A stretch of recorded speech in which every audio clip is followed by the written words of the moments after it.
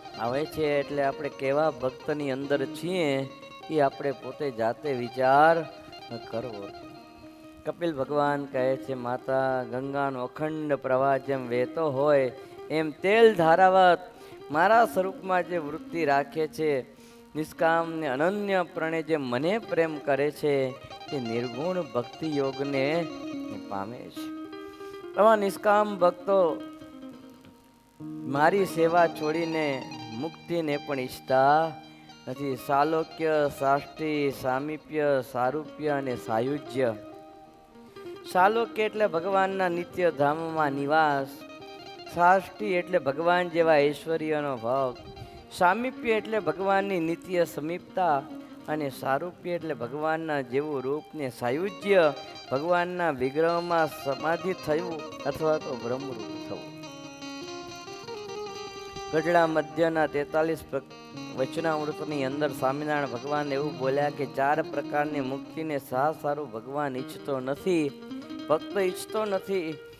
તો ત્યારે કોઈ પરમહંસ વતે ઉત્તર ન થયો. સ્વામિનારાયણ ભગવાન કહે છે, જે ભગવાનનો ભક્ત થઈને 4 પ્રકારની મુક્તિની ઈચ્છા રાખે તો એ સકામ ભક્ત કહેવામાં આવે છે. જો ચતુર્થા ભક્તિને ન ઈચ્છે ને કેવળ ભગવાનની સેવાને જે ઈચ્છે છે તે નિષ્કામ ભક્ત કહેવાય છે.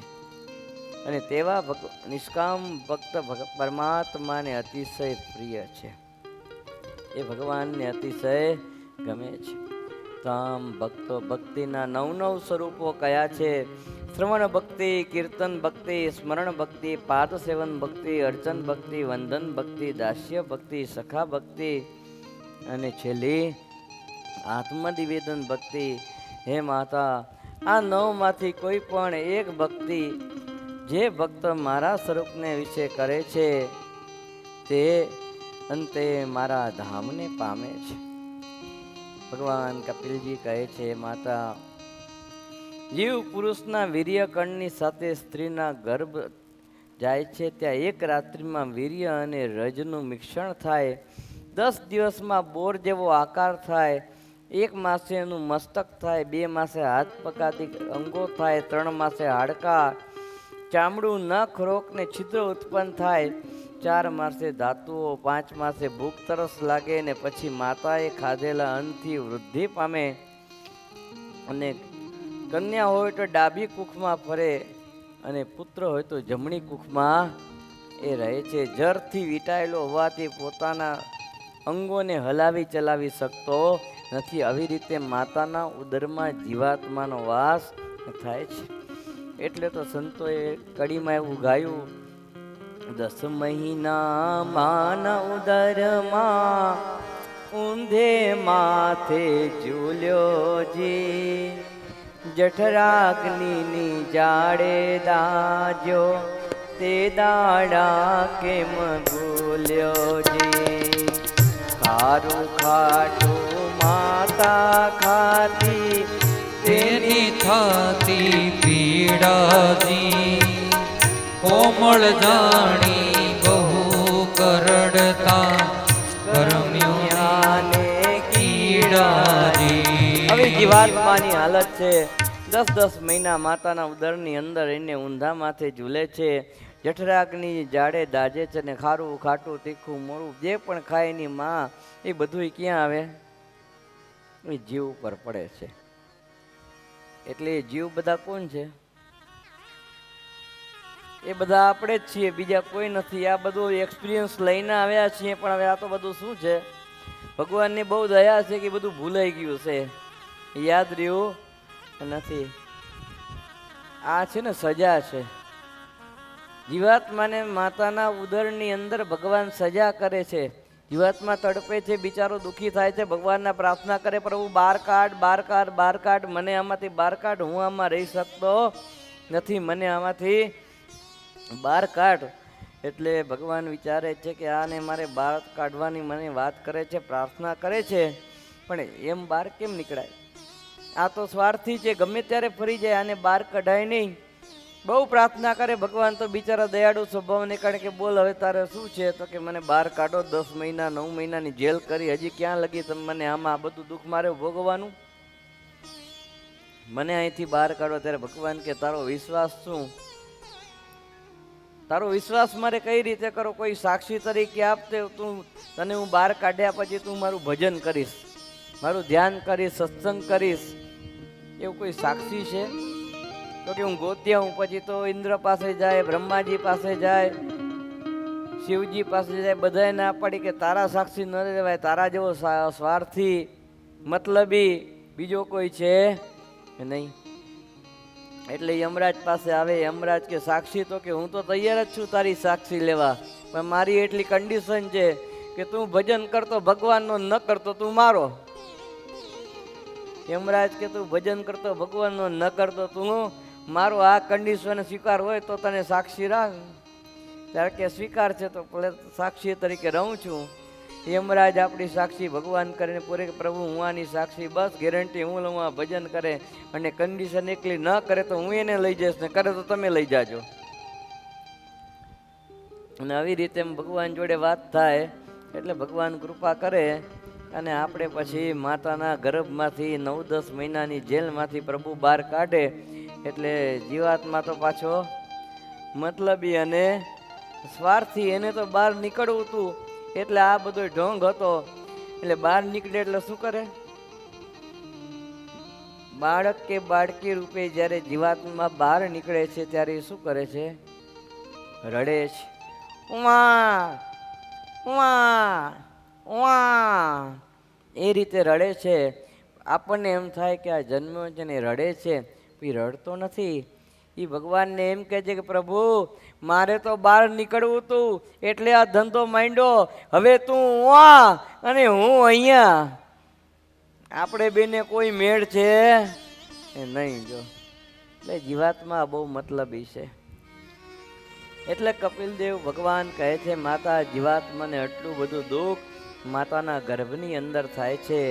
અદ્ભુત ભક્તજનો સાંખ્ય શાસ્ત્ર કપિલ ભગવાને કીધું છે. વ્યાસજી લખે છે કે જે મનુષ્ય શ્રદ્ધાથી આ જ્ઞાન સાંભળશે અને પાઠ કરશે તે પણ મારા પરમધામને પામશે. જો કેવું અદ્ભુત સાંખ્ય શાસ્ત્રની કથાનું ફળ છે.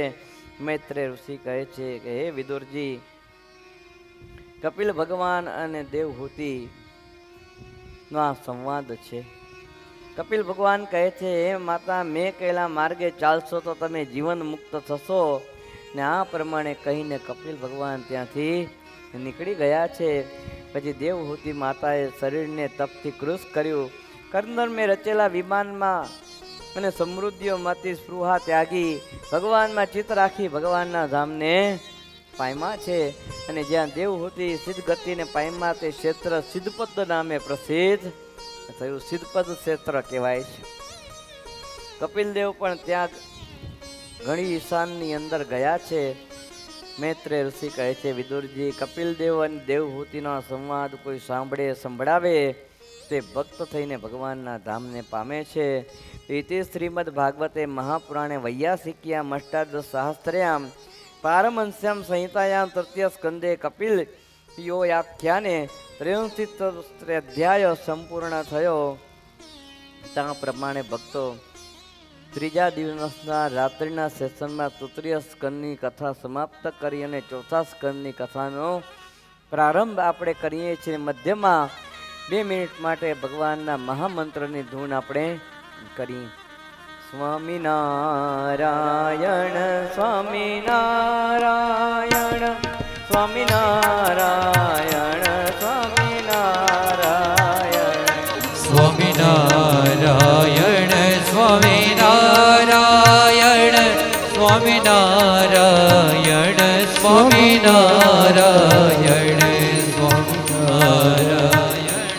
સ્વામિનારાયણ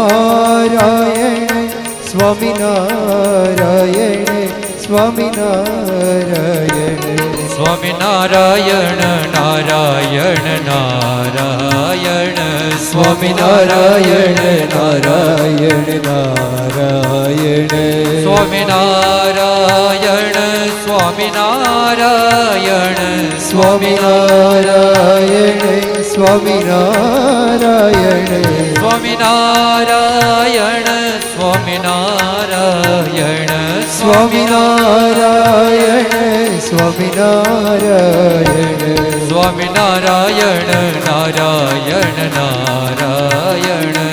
સ્વામિનારાયણ નારાયણ નારાયણ સ્વામિનારાયણ નારાયણ નારાયણ સ્વામિનારાયણ નારાયણ નારાયણ મૈત્રેય ઉવાચ મનસ્તો શત્રુપાયામ ત્રિસહ કન્યાશ્ચ જગ્નિરે આકૃતિર્દેવહોતિશ્ચ પ્રસૂતિરીતિ વિસ્રતાઃ. મૈત્રેયજી કહે છે, હે વિદુર, સ્વયંભૂ મનુના મયાણી શત્રુપાની કુખે પ્રિયવત ઉતાનપાત એ પુત્રો ઉપરાંત આકૃતિ, દેવહૂતિ અને પ્રસૂતિ નામે 3 પુત્રીઓ હતી. મનુ મહારાજા એ શત્રુપાની અનુમતિથી આકૃતિના લગ્ન પુત્રિકા ધર્મ પ્રમાણે રુચિ પ્રજાપતિ સાથે કર્યા. પ્રજાપતિ રુચિ આકૃતિને સ્ત્રીનું પુણ્યનું ઉગલ ઉત્પન્ન થયું. પુરુષ યજ્ઞ નારાયણ, સ્ત્રી સાક્ષાત લક્ષ્મીરૂપ દક્ષિણા હતી અને મનુ મહારાજા આકૃતિના પુત્રને પોતાને ઘેર લઈ ગયા અને દક્ષિણાને રુચિ પાસે જ રાખી વિવાહ યોગ્ય થતા પ્રભુને જ પતિ મેળવવાની ઈચ્છાવાળી દક્ષિણાને યજ્ઞ નારાયણ જોડે લગ્ન કર્યા. ભગવાને પ્રસન્ન થઈ અને 12 પુત્ર ઉત્પન્ન કર્યા છે. તોષ, પ્રતોષ, સંતોષ, ભદ્ર, શાંતિ, ઇન્દ્રપસ, ઇદ્મ, કવિ, વિભુ, સ્વયં, સુદેવ અને રોચન આ બધાએ સ્વયંભૂ મન્વંતરના ભૂષિત નામના દેવતાઓ થયા. હેમ તે મન્વંતર પ્રિયવત અને ઉતાનપાદના પુત્ર પૌત્રો અને તેણીના વંશજથી છવાઈ ગયો. મૈત્રેય ઋષિ કહે છે કે, હે વિદુર, બ્રહ્માજીના પુત્ર દક્ષ પ્રજાપતિએ મનુપુત્રી પ્રસૂતિ સાથે લગ્ન કર્યું અને તેની 16 પુત્રીઓ સુંદર આંખોવાળી થઈ અને ભગવાન દક્ષે 13 પુત્રીઓને ધર્મ સાથે, એક અગ્નિ સાથે, એક પિતૃગણ સાથે ને એક શિવજી સાથે પરણાવી છે. ત્યારે વિદુરજી કહે છે કે, હે મૈત્રેય ઋષિ, તે સસરા દક્ષ અને જમાઈ શિવજી હોવાથી તેને વેર થવાનું કારણ શું છે? સસરા દક્ષ અને જમાઈ શિવજી મહાદેવજી બંને વચ્ચે વેર થયું એનું કારણ શું? ત્યારે વિદુરજી કહે છે કે પ્રજાપતિના યજ્ઞમાં ઋષિઓ, દેવતાઓ, મુનિઓ, અગ્નિઓ, દક્ષ પ્રજાપતિ આવાથી ઊભા થયા પણ શિવજી ઊભા ન થયા. એટલે એને એમ થયું કે આ શિવજી મારું જમાઈ છે પણ મારું અપમાન કરે છે. આ બધા જ ઊભા થયા ને શિવ ઊભો થતો નથી, એ મારું અપમાન કરે છે. એટલે આવા મોટા મહાદેવજીની દક્ષ પ્રજાપતિ નિંદા કરવા લાગ્યા. એમ બોલવા લાગ્યો દક્ષ કે મહાદેવજી તો ગમંડી છે અને લોકપાલો કે કોઈ ભક્તો પણ એને માનતા નથી, નગ્ન રહે છે, શરીર ઉપર રાખ ચોડે છે, સર્પ વીટેલો હોય છે અને હિમાલયની અંદર પડ્યા પાથર્યા રહે છે. એની કોઈ સામું પણ જોવા તૈયાર નથી. જો આવી રીતે શિવજીની નિંદા કરવા લાગ્યા તો એ શિવજીએ નિંદાને સહન કરી. જો આ બાજુ આવી રીતે નિંદા થઈ ત્યારે શિવજીના જે ગણો હતા એને શ્રાપ આપ્યા તો દક્ષ પ્રજાપતિના ગણોએ પણ સામસામે શ્રાપ આપ્યા. જો દક્ષ પ્રજાપતિ પોતાની દીકરી શિવજી જોડે ફરવા મળી હતી. હવે સામસામે શ્રાપ થયા. શિવજી પોતાને જગ્યાએ આવ્યા, હિમાલયમાં પાછા આવ્યા અને શિવજીને એમ થયું કે આ બધું થયું છે એટલે હવે પાછું હમણાં ક્યાંય જવું આપણે નથી. ફરી પાછો દક્ષ પ્રજાપતિ યજ્ઞ કરવા લાગ્યા અને બધી જગ્યાએ આમંત્રણ આપ્યું કે પધારો પધારો મારા યજ્ઞની અંદર પધારજો. દેવતાઓને, અસુરોને, યક્ષોને, કિન્નરોને બધી જગ્યાએ ઇન્વિટેશન આપ્યું. વેલકમ મોસ્ટ, બધી જગ્યાએ ઇન્વિટેશન આપ્યું, પધારજો પધારજો એમ. એટલે જ્યાં ત્યાંથી બધા યજ્ઞની અંદર આવવા લાગ્યા. એટલે દેવતાઓ યજ્ઞની અંદર આવે ને એટલે પોતપોતાના વિમાન, કોઈ ગરુડ ઉપર જાય, કોઈ હંસ ઉપર જાય, એવી રીતે એના બધા વિમાનો એવા હોય અને દેવતાઓ વિમાન ક્યાંથી કાઢે? બધા કૈલાસ ઉપરથી વિમાન જવા દે. કૈલાસ ઉપરથી વિમાન જવા દે એટલે પાર્વતીજીને એમ થાય કે આ બધા ક્યાં ઉપડ્યા? પાર્વતીજી બેઠા બેઠા એટલે ક્યાં ઉપડ્યા?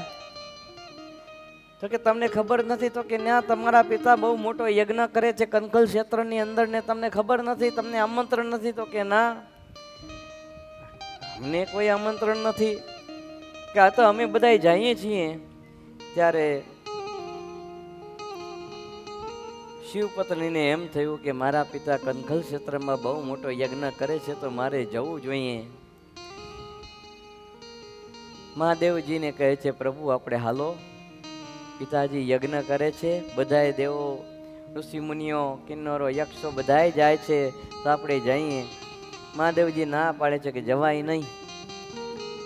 તો કે કા આપણે ઇન્વિટેશન નથી, ઇન્વિટેશન વગર દેવી ક્યાંય જવાય એ નહીં. આમંત્રણ આપ્યું હોય ને તો જવાય, વગર બોલાવે કોઈના મહેમાન થઈને પહોંચી જવાય નહીં.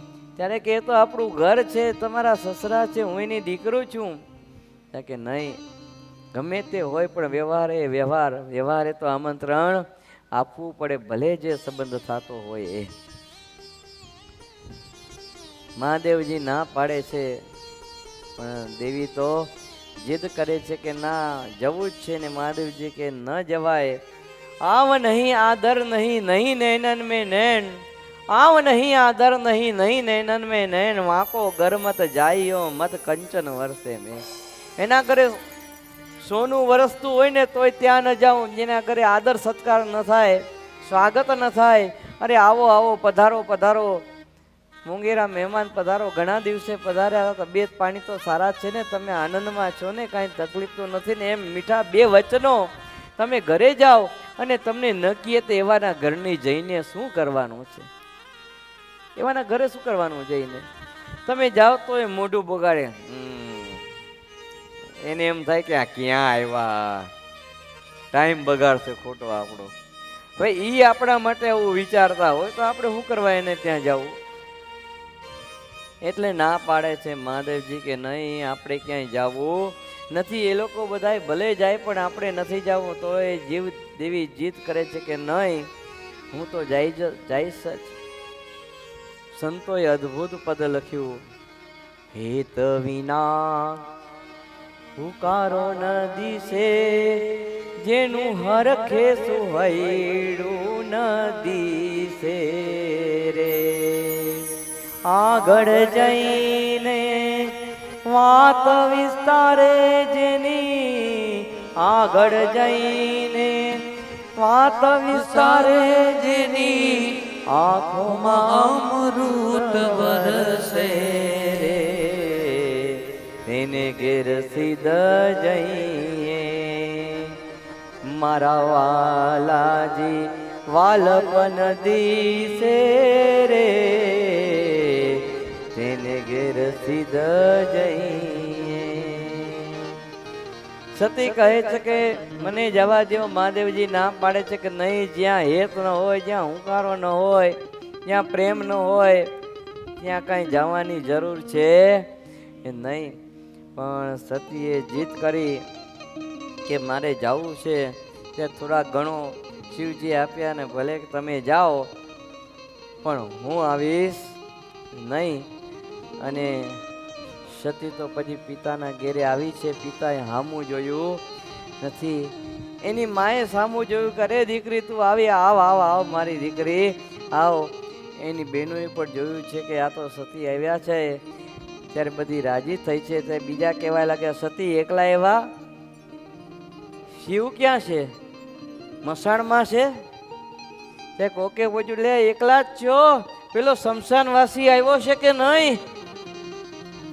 સતી બિચારા શું બોલે? બધા આવી રીતે શિવજીની નિંદા કરે, મહાદેવજીની નિંદા કરે. ત્યારે વળી કોકે પૂછ્યું, લે અરે દેવી આપ પધાર્યા, એકલા આવ્યા છો?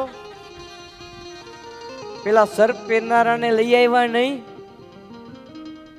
ને આવી રીતે જ્યારે શિવજી વિશે કેવા લાગ્યા, કોઈકે એમ કીધું પેલા અમંગળ શિવજીને ન લાવ્યા, એકલા લાવ્યા, સસરાને ઘરે ફાવતું નથી એને, એને પોતાના ઘેરે જ ફાવે છે, જમાઈ રાજાને ત્યાં જ ફાવે છે, પોતાના ઘરે સસરાને ત્યાં આવવું નથી.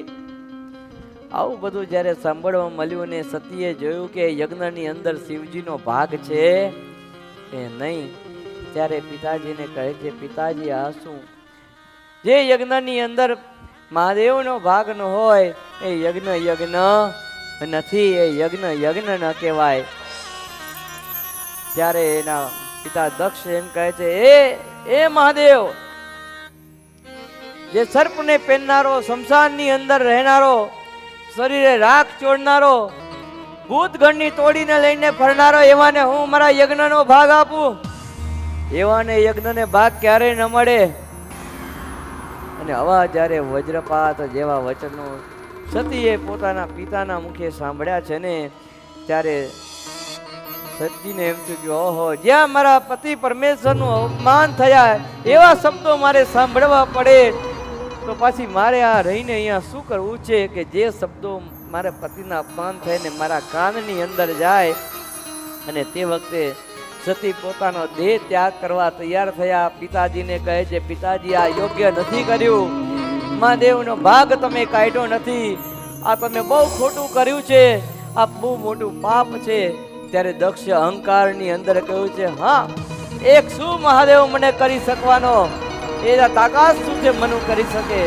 અને હવે વજ્રાપાત જેવા શબ્દો સાંભળ્યા ત્યારે જે યજ્ઞ ચાલુ હતો, સતી યજ્ઞની અંદર પોતાનું શરીર હોમી દીધું અને યજ્ઞની અંદર સતી મૃત્યુને પામ્યા છે. સતીએ જેવો યજ્ઞ મૃત્યુને પામ્યા, ઘણો એ બધાએ યુદ્ધ કરવાનું અસ્ત્ર શસ્ત્ર હાથમાં લીધા છે. તે વખતે સામ સામે યુદ્ધ થયા, કેટલાયના હાથમાં પગમાં ને સામ સામે લાગ્યું ને ઘણો ભાગ્યા છે. અને ઘણો ભાગ્યા આ બાજુ નારદજીને ઇન્ફોર્મેશન મળી ગયા કે આ બધું કનખલ ક્ષેત્રની અંદર બન્યું છે અને ડાયરેક્ટ કૈલાસની અંદર જઈ અને લેટેસ્ટ ન્યૂઝ આપવા માટે પહોંચ્યા છે. મહાદેવજીને કહે છે, do you know anything about your family? તારે કે ના, આઈ ડોન્ટ નો. અરે કાંઈ ખબર નથી રાખતા તમે? તમારા ફેમિલીની કાંઈ ખબર નથી રાખતા? અરે ના, કાંઈ જ ખબર નથી. I don't know anything because I was in meditation. અરે યાર, આખો દી મેડિટેશન, ધ્યાન ધ્યાન ધ્યાન ને ધ્યાન, આખો દિવસ ધ્યાનમાં બેસી રહેવાનું, બીજું કાંઈ ધંધો ખરો? પણ થયું શું? ઈ તો કરે થાય શું? સતી ગયા હા, પણ ઈ તો કનકલ યજ્ઞમાં ગયા. અરે ગયા નહીં, ગયા તો કે શું વાત કરો? તો કે આ પૂરું એ તો યજ્ઞની અંદર હોમાઈ ગયા. અને આટલું જ્યાં સાંભળ્યું, શિવજીનો ક્રોધ સાતમે આસમાને ચડ્યો છે. અને તરત શિવજીએ મહારુદ્રગણ પોતાની જટા ખોલી, જટા ફેરવા લાગ્યા. જટા પછાડી મહારુદ્ર પ્રગટ થયો છે, ઉગ્ર સ્વરૂપ ધારણ કર્યા છે, હાથમાં જાત જાતના હથિયાર લીધા છે, ચોપડીની માળા હૃદયની અંદર પહેરેલી હતી, અસ્ત્ર શસ્ત્ર હાથમાં લઈને કહે છે, પ્રભુ શું છે? અત્યારે ભગવાન શિવ કહે છે, હે વીર ભદ્રકણ, અત્યારે દક્ષના યજ્ઞની અંદર જા અને દક્ષના યજ્ઞનો નાશ કર. અને આ બાજુ સારાએ ભૂત પ્રેત આદિ ટોળીઓને લઈ વીરભદ્રગણ દક્ષના યજ્ઞનો નાશ કરવા માટે આવ્યો છે. કેવો હતો એ રુદ્ર તાડ સમાપા કોટા, રુદ્ર પહાડ સમાય મોટા, ગજરાજ જેવી કાયા જેની, વનરાજ સી આંખો જેની, ભૂખ થકી જે પ્રલય જગાવે, આંખ થકી જે આગ જગાવે, પગ મારી પાતાળ હલાવે, એવા રુદ્ર દોડી આવે શિવને શીશ નમાવે અને શિવને હુકમ સુનાવે, જાઓ જાઓ જલ્દી જાઓ, પળ પર ન ઠેરાઓ, જેવી દીમાં સતી હોમાયા, શિવ શક્તિ જ્યાં છુપાયા, ધ્વંસ કરો યજ્ઞની શાળા, તોડો મંડપ ફૂલની માળા, શિવ શક્તિને જયપટ લાવો, જાઓ જાઓ જલ્દી જાઓ. અને આ પ્રમાણે જ્યારે શિવજીએ આજ્ઞા કરી છે કે જાઓ દક્ષના યજ્ઞનો નાશ કરો. અને તે વખતે મોટા શરીર વાળો, આકાશ જેવો ઊંચો, 1000 હાથ વાળો, કાળા ભ્રમર ધરણી દુજાવતો, સાગરોને છલકાવતો, ઉલ્કાપાત કરતો, અનેક હથિયારધારી, ત્રિશૂળ, ગદા, ખંજર, તલવાર, ઢાલ, મનુષ્ય, વજ્ર, કટાર, બરછી, છરા, તોમર, પાસ, ભૂસંડી, જંબુર, અંકુશ, હર, મુસળ, આ બધા જાત જાતના તે સમયના હથિયારો લઈ અને આ વીર રુદ્રગણ પોતાએ ભૂતની ટોળીઓને લઈને દોડી આવો. મહા ભયંકર સામસામા યુદ્ધ થયા છે. કોઈકના દાંત તૂટ્યા, કોઈકના નાક તૂટ્યા, હાથ તોડ્યા, કોઈક કેટલાયને ઉપર પહોંચાડી દીધા, કેટલાયને મારી નાખ્યા. અને છેવટે વીરભદ્ર ગણે હાથમાં ત્રિશૂલ લઈ અને દક્ષ પ્રજાપતિનું માથું કાપી નાખ્યું છે. અને દક્ષ પ્રજાપતિનું માથું કપાણું હાહાકાર થઈ ગયો છે. ચારે બાજુ ત્યારે દક્ષ પ્રજાપતિના ગણો પ્રાર્થના કરવા લાગ્યા છે.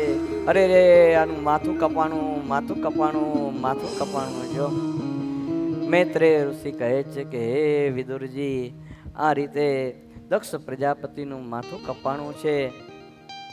જે યજ્ઞની અંદર થોડી વાર પહેલા સરસ મજાના પુરુષ સૂક્તના મંત્રો ચાલતા હતા. હરિ ઓમ મા સહસ્ર શિરખા પુરુખા સહસ્રપાશ ભૂમિગમ સર્વત પ્રેતવા તતિષ્ઠ દશામ ગુલંબા સ્વાહા. આવી રીતે સરસ મજાના ઉત્તમ મંત્રો ચાલતા હતા. તે યજ્ઞની અંદર અચાનક જ આવું વીરભદ્ર ગણે આવીને ત્રાસ કર્યો છે. કેટલાય લોકો મૃત્યુને પામ્યા છે. અને દક્ષ પત્ની દક્ષના બધાય માણસો આવીને ભગવાનને કહે છે, પ્રભુ આને જીવતો કરો. દેવતાઓને કહે છે આને જીવતો કરો. ત્યારે કે નહીં, આણે શિવજીનું અપમાન કર્યું છે, આને હવે જીવતો કરાય નહીં. તો શિવ પાસે જાય તો ત્યારે મેળ પડે. અને પછી ભેગા થઈ દેવતાઓ અને બધાએ ભેગા થઈ અને શિવજી પાસે આવ્યા છે. વિનંતી કરી છે, પ્રભુ શાંત થાઓ, જે કાંઈ થયું તો તે. અને શિવજી દયાળુ દેવ ભોલેનાથ ક્રોધિત થાય તો તરત ક્રોધિત થઈ જાય, અને રાજી થાય તો તરત રાજી પણ થઈ જાય. રાજી થયા આવ્યા અને કીધું છે કે જે કોઈ પેલા સામે મળે એનું તમે માથું કાપી આવો. માણસ મળે તો માણસ, પશુ મળે તો પશુ. માણસો ગયા છે, બકરો સામે મળ્યો છે, બકરાનું માથું કાપી આવ્યા. અને દક્ષના શરીર ઉપર માથું લગાડ્યું છે ને એને જીવતો કર્યો છે. બકરાનું મુખ થયું છે. ભગવાન શિવજીનો દ્રોહ કર્યો, પરમાત્માનો દ્રોહ કર્યો, નિંદા કરી તો બકરાનું મોઢું દક્ષ પ્રજાપતિને આવ્યું છે. જો આમ પરમાત્મા અને સાચા સાધુનો ભક્તજનો ક્યારે નિંદા કરવી નહીં, એનો દ્રોહ ક્યારે કરવો નહીં. અદ્ભુત કથા મૈત્રેય ઋષિએ વિદુરજીને સંભળાવી છે. સુખદેવજી કહે છે કે હે પરીક્ષિત રાજન, ત્યારબાદ મૈત્રેય મુનિએ ધ્રુવજીની કથા વિદુરજીને સંભળાવી છે. મૈત્રેય વાચ અથાત કીર્તયે વંશમ પુણ્યકીર્ત કુરુષ્ટ સ્વયંભુ સ્વાપી મનો હરેરંસાચન મનઃ. મૈત્રેય ઋષિ કહે છે, હે કુરુનંદન, હવે હું શ્રી હરિના અંશ અને અંશથી ઉત્પન્ન થયેલા મારા સ્વયંભુ બનેના પુત્રના વંશનું વર્ણન કરું છું. રાણી શત્રુપા અને સ્વયંભૂથી બે પુત્રો થયા, પ્રિયવત અને ઉતાનપાદ. ઉત એટલે અધર, ઉત એટલે અધર અને પાદ એટલે પગ. પાદ એટલે પગ. પાદ છે ને સંસ્કૃત શબ્દ છે. પાદ, ચરણમ, આ બધા સંસ્કૃત શબ્દ છે. પણ ગુજરાતી ભાષાએ આ પાદ શબ્દનો અર્થ બહુ ખરાબ કરી દીધો. તમે સમજી શકો પાદ એટલે શું થાય? આપણે નથી કે તમે પાદ્યા એટલે પછી રૂમાલ રાખી નાક ઉપર. ગુજરાતી ભાષાએ અમુક શબ્દના અર્થ બહુ ખરાબ કરી દીધા. પણ સંસ્કૃત જેવી ભક્તો કોઈ ભાષાની એકદમ શુદ્ધ, સાત્વિક અને બધી ભાષાઓની જનની હોય, દરેક ભાષાઓની માતા હોય ને તે સંસ્કૃત છે, જેમાં સ્પષ્ટ ઉચ્ચાર અને દરેકના સ્પષ્ટ અર્થ થાય છે. પાદ એટલે બે પગ. ઉતાન પાદ એટલે ઉદ્ધત, અવિચારી. જન્મ સમયે બાળકનું મસ્તક પહેલા ને પગ પછી બહાર આવે છે. આ કારણથી રાજાનું નામ ઉતાનપાદ પડ્યું છે. ઉતાનપાદની બે પત્નીઓ સુરુચિ અને સુનીતિ. દરેકને પોતાની રુચિ પ્રમાણે વર્તવું ગમે. દરેક વ્યક્તિને પોતાની રુચિ અનુસાર પોતાની ઈચ્છા અનુસાર વર્તવું ગમે કેતા મન ગમતું કરવું ગમે. એટલે સુરુચિ ઉતાનપાદને પણ સુરુચિ વધારે ગમતી, એને પસંદ પડતી. અને સુનીતિ ગમે નહીં, કારણ કે નીતિ પ્રમાણે કોને રહેવું ગમે? નિયમ પ્રમાણે સ્વામિનારાયણ ભગવાને શિક્ષાપત્રી લખી અને એમ કીધું કે આ પ્રમાણે તમે બધા વર્તજો. જે આ શિક્ષાપત્રી પ્રમાણે રહેશે તે અમારા સંપ્રદાયનો, જે આ શિક્ષાપત્રી તમારે નહીં રહે તે અમારા સંપ્રદાય થકી બહાર જાણવો, આવું સ્વામિનારાયણ ભગવાન બોલ્યા. પણ આ શ્લોકની ક્યાં કોઈને પડી છે? ભગવાન ભલે ને બોલ્યા, આપણે તો તિલક ચાંદલો કંઠ કરી લેવાનો, કંઠી પહેરી લેવાની, પૂજા કરી લેવાની, દર્શન કરી આવવાના મંદિરે, એટલે કામ પૂરું થઈ ગયું. જય સ્વામિનારાયણ. બાકી શિક્ષાપત્રી ઉપર માડીએ.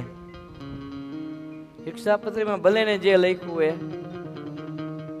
એટલે નીતિ પ્રમાણે જે હાલે, ભગવાનની આજ્ઞા પાડે તે સુરુચિ કહેવાય, સુનીતિ કહેવાય. અને જે પોતાની રુચિ પ્રમાણે હાલે એ સુરુચિ કહેવાય. એટલે આ ઉતાનપાદ સુરુચિના નિયમ પ્રમાણે ચાલતો, કારણ કે એ રાજાની રુચિ પ્રમાણે રહેતી ને સુનીતિ ભગવાનની રુચિ પ્રમાણે રહેતી. જો સમય જતા સુરુચિને ત્યાં ઉત્તમ તથા સુનીતિને ત્યાં ધ્રુવ નામના બાળકનો જન્મ થાય છે.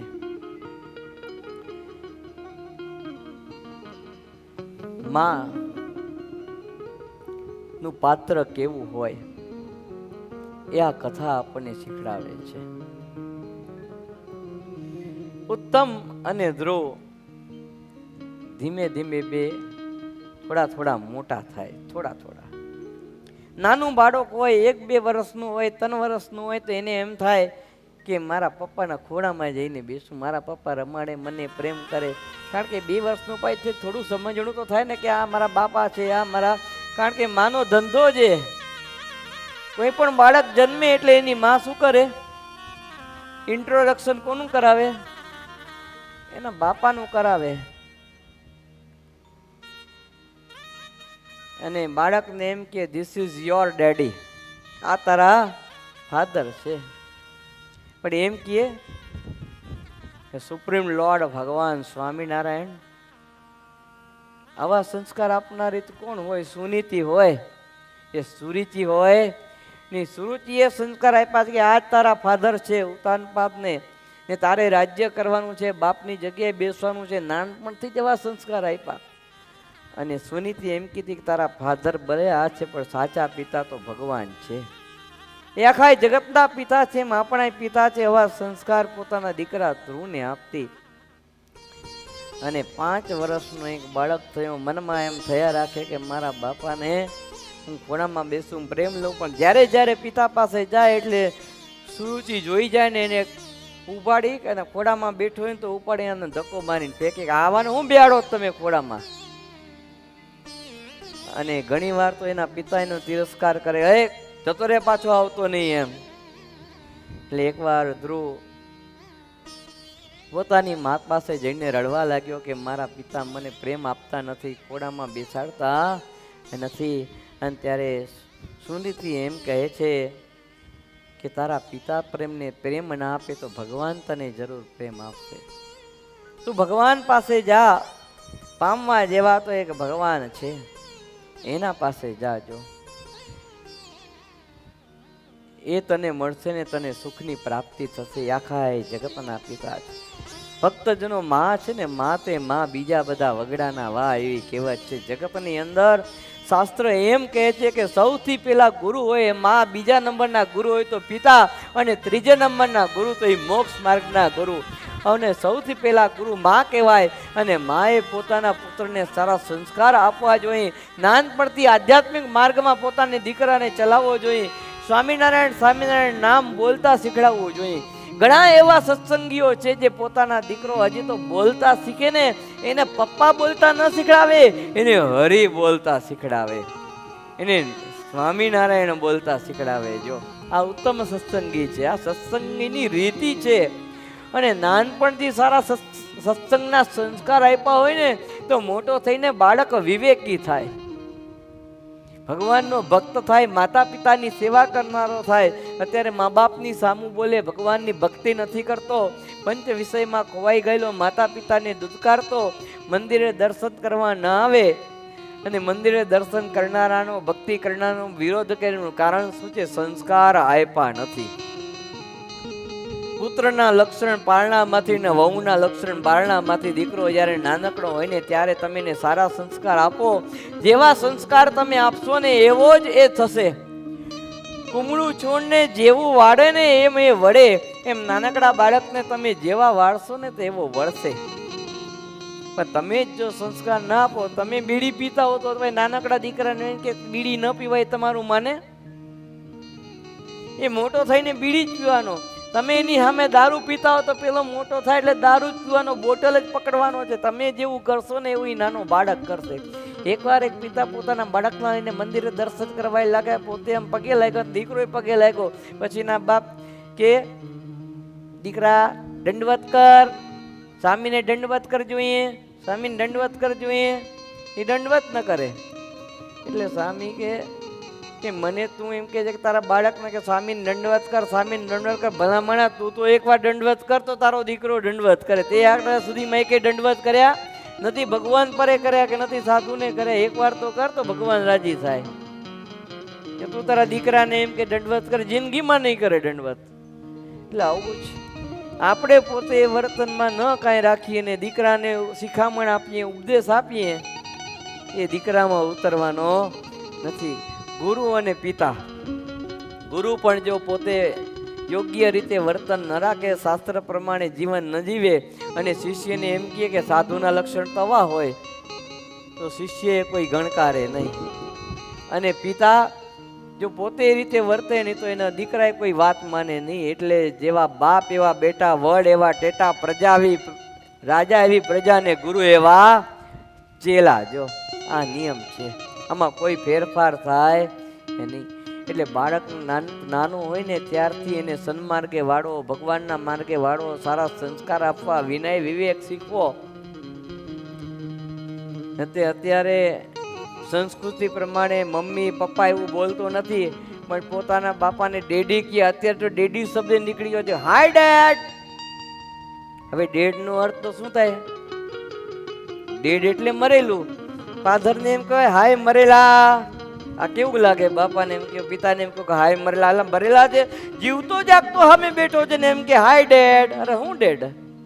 જીવતો જાગતો સામે બેઠો છે. આ પરિસ્થિતિ અત્યારે છે. કિંમત નથી, માતા પિતાની કિંમત નથી, ગુરુજનોની કિંમત નથી, વડીલોની કોઈની કિંમત નથી અત્યારે છોકરાઓને. એનો વાંક વડીલોનો છે. એટલે વાંક વડીલોનો, વાંક માતા પિતાનો છે. એટલે જેટલા નાનપણમાં દીકરો નાનો હોય ને સંસ્કાર આપે ને તો પછી પસ્તાવવું પડે નહીં. આ જ ધ્રુવજીની માતા એમ કહે છે કે દીકરા, ભજવા જેવા તો એક ભગવાન છે, જગતના પિતા છે, એ જ ખરા અર્થમાં સૌના પિતા છે. તારે ખોડામાં બેસવું હોય તો એના ખોડામાં બેસ. મદાલસા નામની એક સતી થઈ અને એણે પોતાના પુત્રને અદ્ભુત જ્ઞાન આપ્યું. નાનપણમાં જ્યારે એ દીકરો જ્યારે ગોળિયાની અંદર સૂતો ને ત્યારે એ ગોળિયાને હિંચકો નાખતી અને જ્ઞાન આપતી કે પરમાત્મા કેવા છે. એનું અદ્ભુત પદ સંતોએ બનાવ્યું. જી રે માતા સતી રે મદાલસા, જેણે પુત્રને ઓછું છે જ્ઞાન, ટાળ્યું છે અજ્ઞાન, હેતે ગાયા હાલરડા. જી રે માતા સતી રે મદાલસા, જી રે માતા સતી રે મદાલસા, જેણે પુત્રોને ઓછું છે જ્ઞાન, ટાળ્યું અભિમાન, હેતે ગાયા હાલરડા.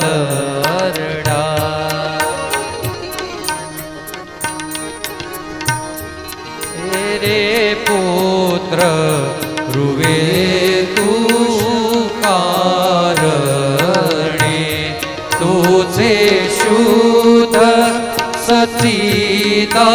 આનંદ ધામ કલ્પ્યું હમણાં નામ હે તે ગાયા હાલ કેટલું અદ્ભુત જ્ઞાન આપ્યું છે કે હે દીકરા તું રૂવે શા કારણે છે? તું તો દેહ છો જ નહીં, તું તો આત્મા છો. મનોબુદ્ધિ અહંકાર ચિત્ત નિનાહમ ન ચ સ્રોત જીવે ન ચ ગ્રાણે ન ચ વ્યોમો ભૂમિ તેજો ન વાયુ ચિદાનંદ રૂપમ શિવોહમ શિવોહમ. તારું સ્વરૂપ તો ચિદાનંદ રૂપ છે. તું મન નથી, બુદ્ધિ નથી, ચિત્ત નથી, અહંકાર નથી, વ્યોમ નથી, ભૂમિ નથી, તેજ નથી, વાયુ નથી, મૃત્યુનો શંકા નથી, તું મરવાનો નથી, તારા હું પિતા નથી, નથી માતા નથી, તારો જન્મ થયો કોઈ તારો ભાઈ નથી, તારું માત્ર રૂપ છે, ચિદાનંદ તારો રૂપ છે. આવા અદ્ભુત સંસ્કારો ભક્તજનો આપ્યા છે. જો તો જેવા જેવા સંસ્કાર તમે આપો ને એવો બાળક થાય જ. ધ્રુવજીની માતા કહે છે કે દીકરા જા જા જા, ભગવાનને ખોળવા માટે જા, વનમાં જા, તપ કરજે તો ને ભગવાનની પ્રાપ્તિ થશે. અને ધ્રુવજી એકલો માતાજીના કહેવાથી જગત પિતાના ખોડે બેસવા માટે નાનકડો 5 વર્ષનો બાળક એ ત્યાંથી નીકળી પડ્યો. અને રસ્તાની અંદર નીકળ્યો તો ચાલતા ચાલતા જંગલની અંદર રસ્તાની અંદર કોઈ નહોતું, પણ નારદજી અચાનક આવ્યા. એટલે નાનકડો બાળક મહાત્મા જોઈને પગે લાગ્યા. નારદજી કહે છે ક્યાં હાલ્યો? ત્યારે કે તપ કરવા. તપ કરવા? તો કે હા. કોણે કીધું? કે મારી માએ. શું કીધું? તો કે જગતના પિતા જગન્નાથ કહેવાય, એના નામનું ભજન કરજે, ભગવાનને યાદ કરજે, ભગવાન તને દર્શન આપશે, તને ખોડામાં બેસાડશે. હું મારી માએ કીધું છે. તો કે એમ? તો કે હા ભજન કરવું છે. હા શું નામે ભજન કરીશ? તો કે એ નહીં આવડતું. કયા નામે ભજન કરીશ? તો કે એ નથી આવડતું. એને ક્યાં ખબર હતી કયા નામથી ભજન કરવું? નારદજી કહે છે સાંભળ, હું તને એક મંત્ર આપું, આ મંત્રનો તું જપ કરજે. અને અદ્ભુત મંત્ર આપ્યો છે, ઓમ નમો ભગવતે વાસુદેવાય. અદ્ભુત મંત્ર નારદજી આપ્યો છે અને કહે છે કે આ નામનો તું જપ કરજે, તને પરમાત્માની પ્રાપ્તિ થશે. જો અને ત્યાર પછી તપ ચાલુ કર્યું. જંગલની અંદર જઈને 3 રાત્રિના અંતે કેવળ કોઠા બોરા ખાઈને 1 મહિનો ધ્રુવજીએ વિતાવ્યો. 3 રાત્રિના અંતે માત્ર કોઠા બોરા ખાઈને 1 મહિનો વિતાવ્યો. 2 મહિને ને 6 દિવસે મેળે પડેલા પાંદડા, પોતાની મેળે પડેલા ઘાસના ચાંદડા હોય કે ઝાડ ઉપરથી પડેલા પાંદડા હોય એ ખાધા. વળી કહ્યું કે આ ઘાસ અને પાંદડા ખાઈને તો માણસ પણ જીવે છે. તો 3 મહિના ને 9 દિવસ સુધી માત્ર પાણી જ પીતા, બીજું કાંઈ પીતા નહીં. એકાગ્ર ચિત્તે ભગવાનનું ભજન કરવું. થયું કે વનસ્પતિ પાણી પીને જીવે છે તો મારે પાણી પીને શું કરવું છે? 4 માસ અને 9 દિવસે માત્ર વાયુનો જ આહાર કર્યો. પ્રાણવાયુ જીતી હૃદયમાં પ્રભુને ધારણ કર્યા. 5મા માસે પ્રાણવાયુને જીતીને એક પગે ઊભા રહી વૃક્ષના ઠૂઠાની જેમ પરમાત્માનું ધ્યાન કરવા લાગ્યા છે. ઓમ નમો ભગવતે વાસુદેવાય, ઓમ નમો ભગવતે વાસુદેવાય, ઓમ નમો ભગવતે વાસુદેવાય. એ મંત્રનો અદ્ભુત જાપ કરવા લાગ્યા છે. ભગવાન મય થઈ ગયા. ત્યારે ધ્રુજવા લાગી, ધરતીને ડરવા લાગ્યા. દિક્પાલ નિષ્કુળાનંદ કહે નાની વયમાં બહુ બળવાળા ડીઠા બાળ, એવા બળવાળા બાળક કે જેણે આવી તાકાત આખી ધરતીને ધ્રુજાવી દીધી. જો હિંમતવાન અને શ્રદ્ધાવાન હતા. શેખ ફરીદ થયા, ભગવાનના મોટા ભક્ત થયા. એની માએ એમ કીધું કે જા વનની અંદર જા ને પરમાત્માની પ્રાપ્તિ કર.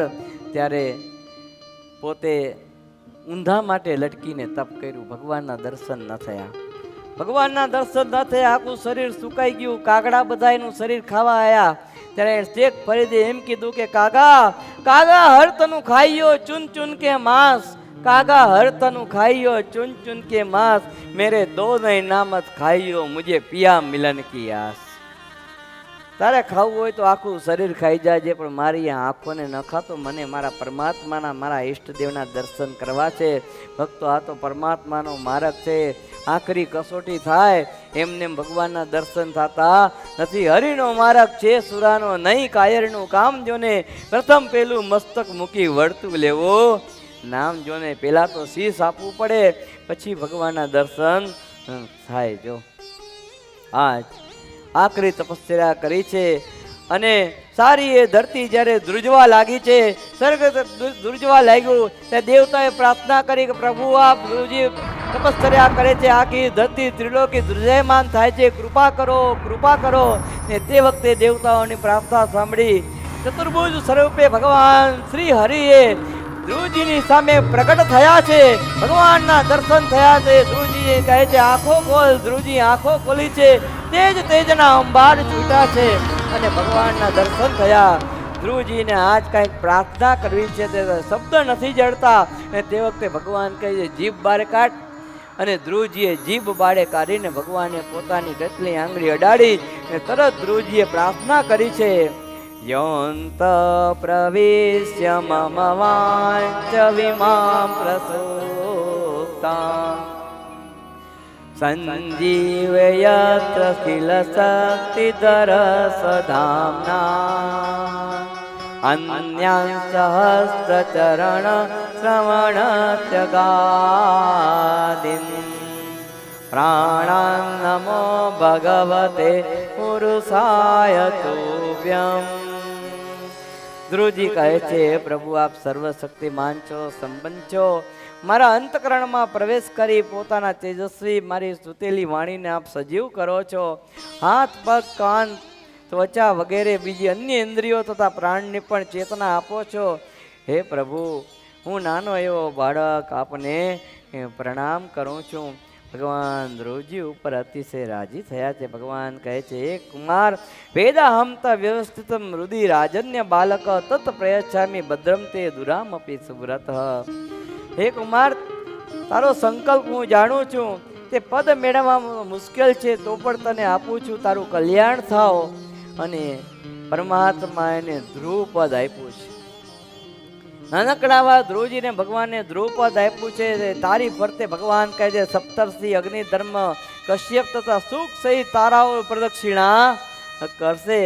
ને અત્યારે એ ધ્રુવનો તારો દક્ષિણ દિશાની અંદર એ ધ્રુવનો તારો એ ધ્રુવ પદ કહેવામાં ઉત્તર ધ્રુવ કહેવામાં ઉત્તર દિશાની અંદર એ તારો હોય ને ઉત્તર ધ્રુવ કહેવામાં આવે છે. જો આ રીતે ભક્તજનો વનની અંદર માત્ર 5 મહિનામાં ધ્રુવજીએ તપસ્યા કરી ભગવાને દર્શન આપી દીધા.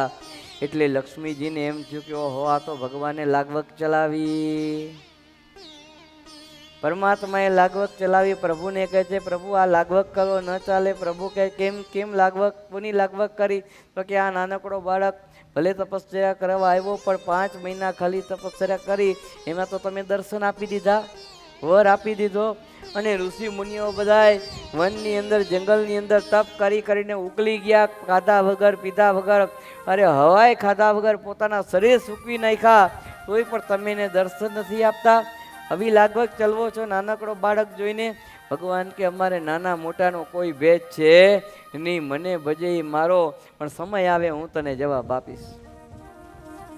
અને એકવાર લક્ષ્મીજીને લઈને જ્યારે વિહાર કરતા હતા ને ત્યારે હિમાલય ઉપરથી ભગવાને પ્લેન ચલાવ્યું. ગરુડજીને કીધું કે આ બાજુથી લ્યો, એટલે ટન મારીને ત્યાંથી લીધું.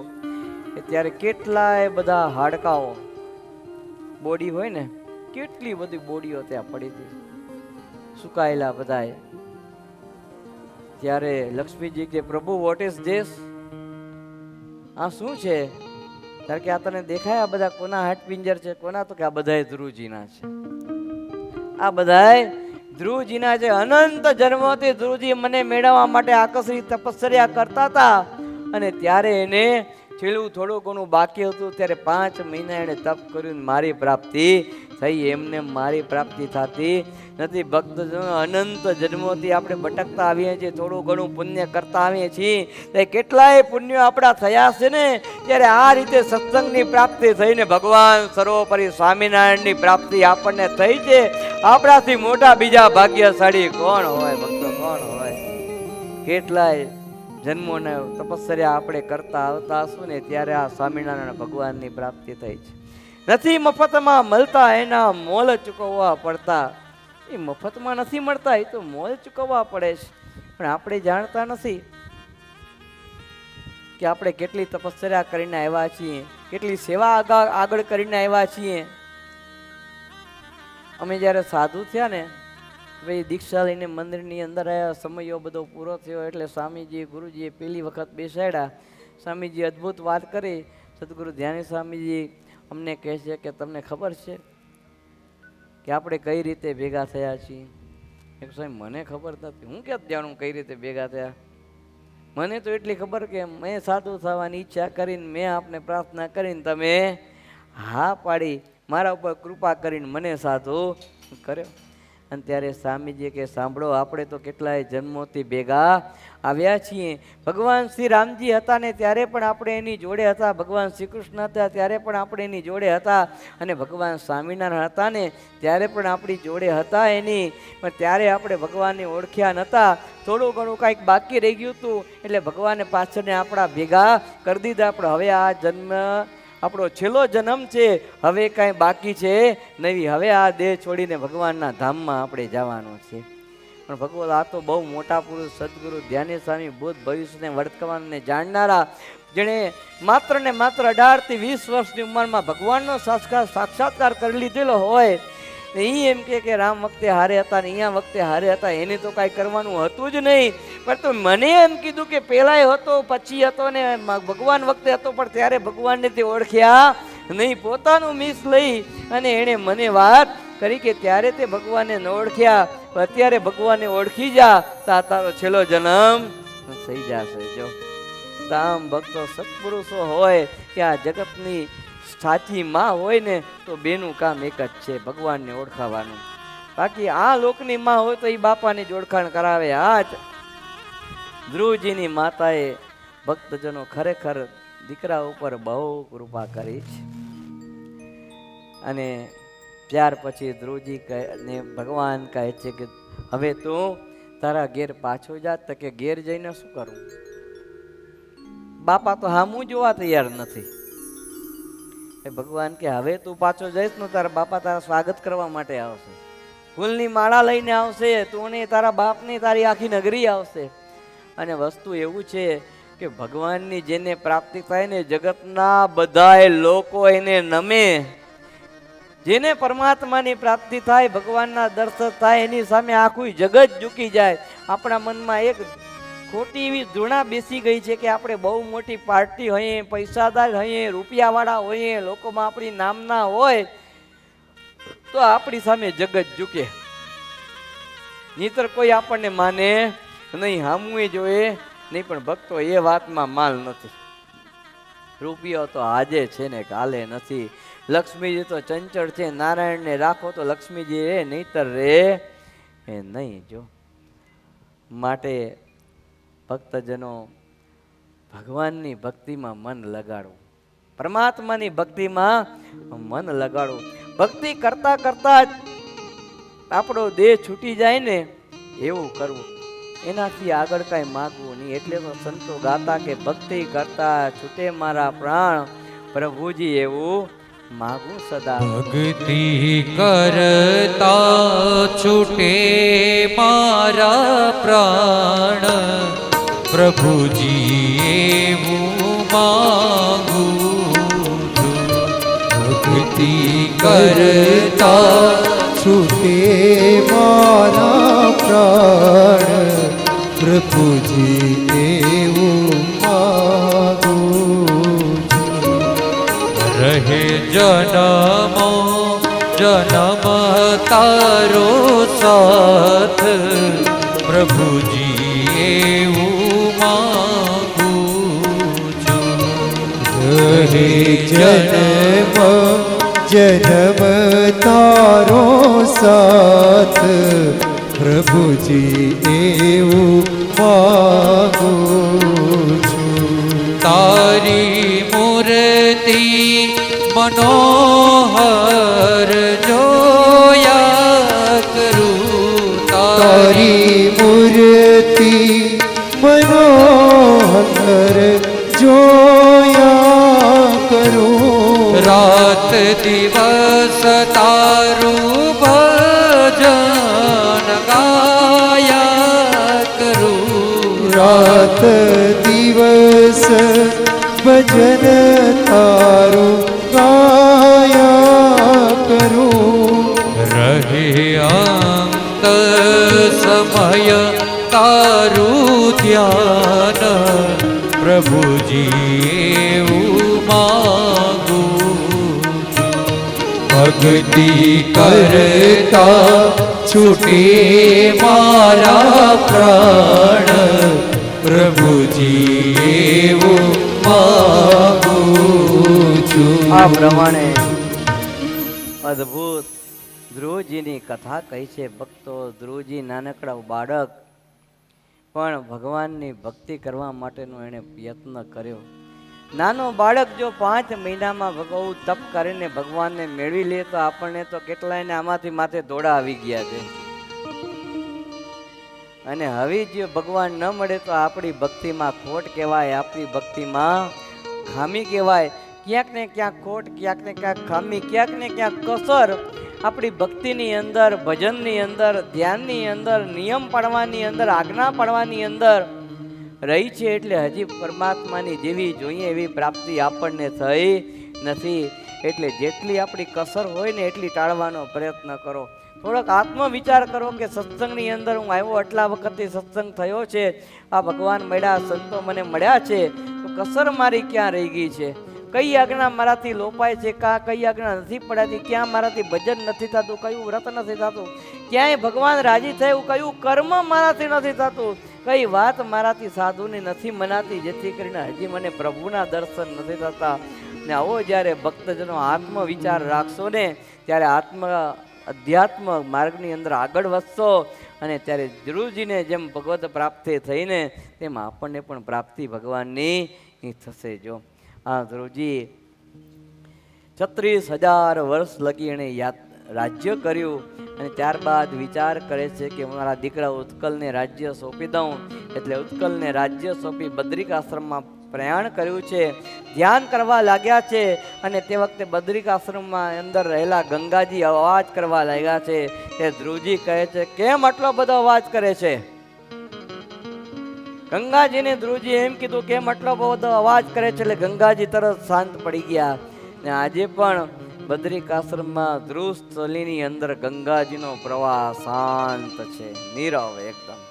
જે ગયા હશે એને ખબર હશે. આમ ધ્યાન કરતા કરતા પોતાના સ્વરૂપની વિસ્મૃતિ થઈ.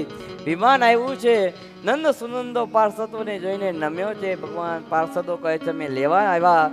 સ્નાન કરી મુનિઓને પ્રણામ કર્યા છે, આશીર્વાદ લઈ અને મૃત્યુને સમીપે આવેલું જોઈ ધ્રુવજીએ મૃત્યુના માથા ઉપર પગ દઈ અને વિમાનમાં બેસી અને ભગવાનના ધામમાં પધાર્યા છે. ને તે વખતે ધ્રુવને ભગવત પ્રાપ્તિનો આનંદ હતો. રામ ભક્તજનો ધ્રુવજીની કથા કહી છે. સૂતજી કહે છે કે હે સોનકાદિક ઋષિ, મૈત્રેય મુનિના મુખે ધ્રુવનું વિષ્ણુપદ આરૂઢ થયા તે વૃત્તાંત સાંભળીને પ્રભુ ભક્તિનો ઉભરો આવ્યો અને પછી પાછા પ્રશ્ન પૂછવાની શરૂઆત કરી છે. વિદુરજી કહે છે કે મુનિ, પ્રચેતાઓ કોણ હતા? કોના પુત્ર હતા? કોના વંશમાં પ્રસિદ્ધ હતા ને ક્યાં એણે યજ્ઞ કરેલા હતા? નારદજી ભગવાનના દર્શન કરી પંચરાત્ર ક્રિયા કરી, પૂજા પદ્ધતિ ક્રિયા દ્વારા યોગનો ઉપદેશ કર્યો. ધર્માચરણ કરતા કરતા પ્રચેતાઓ યજ્ઞેશ્વરી આરાધના સમયે નારદજી ધ્રુવનું ગુણગાન કર્યું હશે. હે બ્રહ્મવંશ, તે સ્થળે પ્રભુએ જે લીલા કરી તે બધી જ સંભળાવો. ત્યારે વિદુરજી કહે છે કે હે મૈત્રેય ઋષિ, ધ્રુવજીના જવાથી તેમના પુત્ર ઉત્કલને રાજ્ય સિંહાસને બેસવાનું કહ્યું ત્યારે તેણે અસ્વીકાર કર્યો.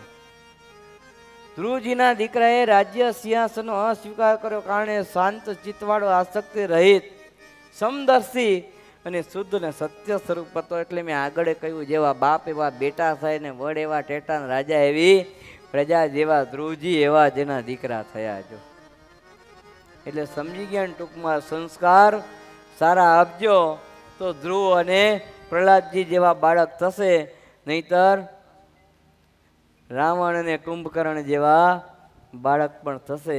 પછી કહેતા ને કે કીધું નહીં. આજ અદ્ભુત કથા કહી છે કે હે મૈત્રેય ઋષિ, સાંભળ, અંગ રાજાનો પુત્ર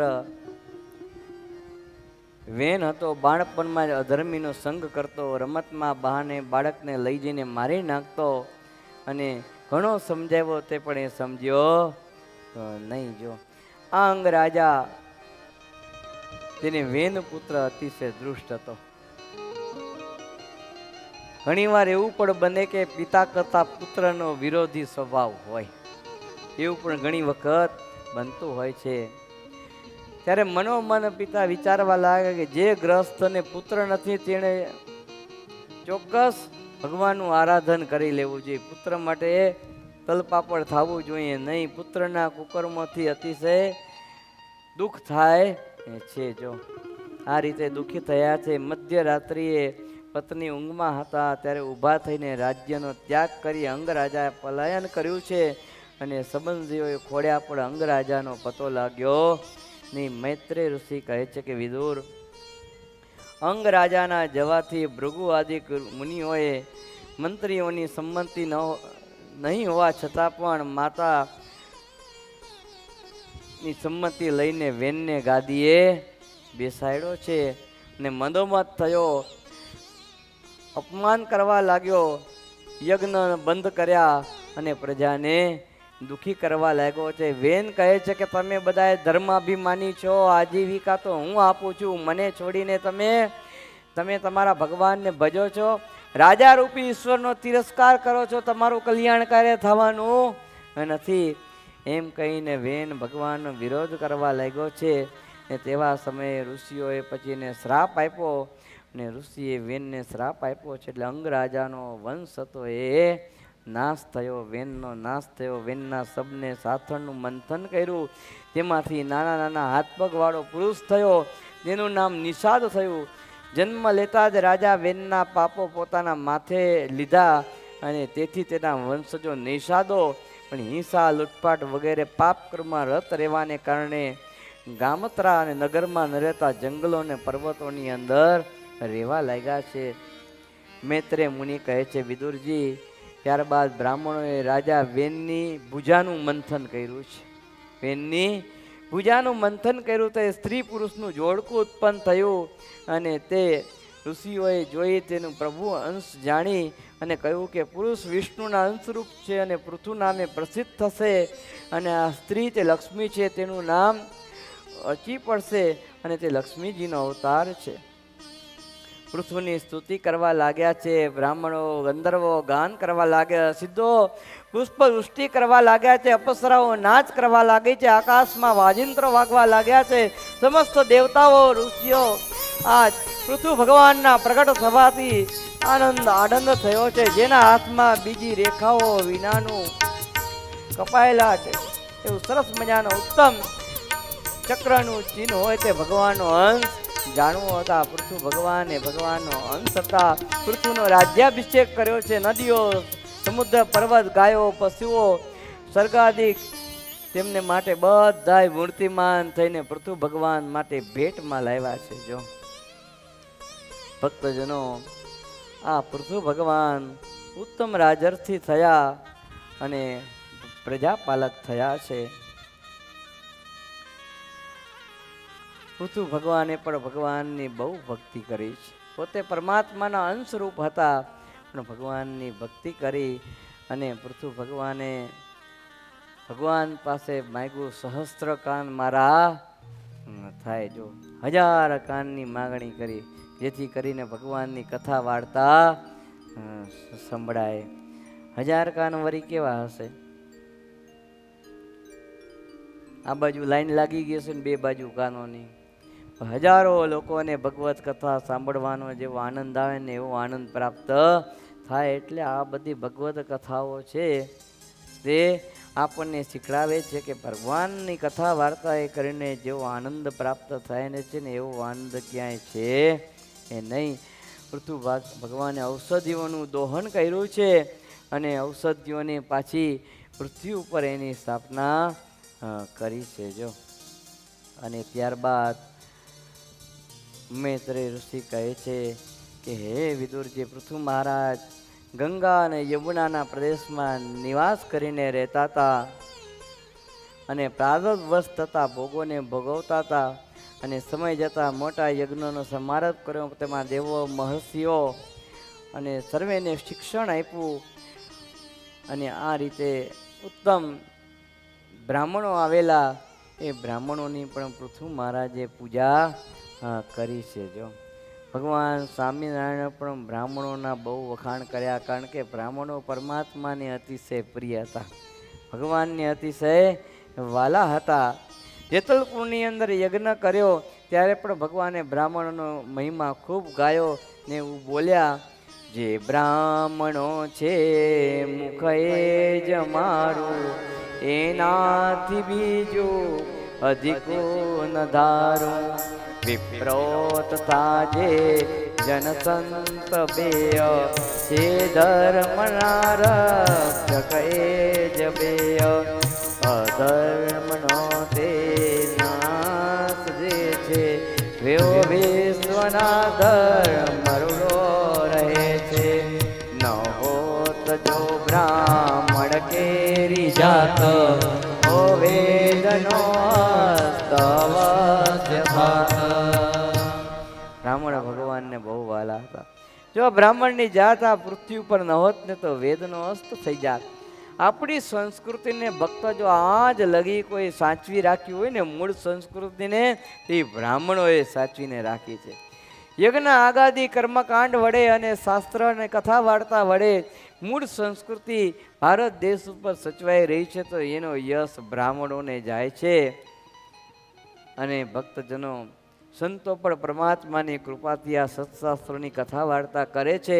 અને જે ઓરિજિનલ સંસ્કૃતિ છે એને સંતોએ પણ સાચવી રાખી છે. મૈત્રેય ઋષિ કહે છે કે હે વિદુરજી,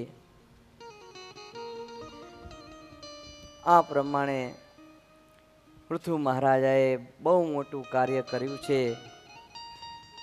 પૃથુ મહારાજાને એમ થાય છે કે મેં શું પુણ્ય કર્યું હશે કે જેથી મને ભગવાને દર્શન આપ્યા. ભગવાને પૃથુ મહારાજાને દર્શન આપેલા ત્યારે 1000 કાનની માંગણી કરી, પણ વિચાર કરે છે કે મને દર્શન આપ્યા એવું શું પુણ્ય કર્યું હશે. ત્યારે બ્રાહ્મણો કહે છે કે તમે તો ભગવાનના ભક્ત છો, શુદ્ધ ભગવાનના અવતાર છો, બ્રહ્મેશ્વરનું પૂજન થાય એવા ઘણા ઘણા મોટા પુણ્યના કાર્ય તમે કર્યા છે, તપ કર્યું છે ને તમારા ઉપર ભગવાન રાજી થયા છે. પૃથુ રાજા હવે વૃદ્ધ થયા અને વિચાર કરે છે કે જેને માટે મારો અવતાર છે તે નગર ગામ આદિની રચના મેં કરી, પ્રજાને પાળવારૂપ ઈશ્વરની આજ્ઞા મેં પાડી. આમ વિચાર કરી પ્રજાને રડતી મૂકી સ્ત્રીઓએ સહિત પોતે વનમાં જઈ અને યોગ્ય તપ કર્યું ને તપ કરતા કરતા પ્રભુ ભક્તિ ઉદય થઈ, જ્ઞાન વૈરાગ્ય થયા, સંશયો નાશ પામ્યા, જ્ઞાનનો ત્યાગ કરી જીવ બ્રહ્મમાં લીન થયો, બ્રહ્મરૂપ થઈ શરીરનો ત્યાગ કર્યો છે અને પત્ની એની ચિત્તાની અંદર પ્રવેશ કર્યો છે.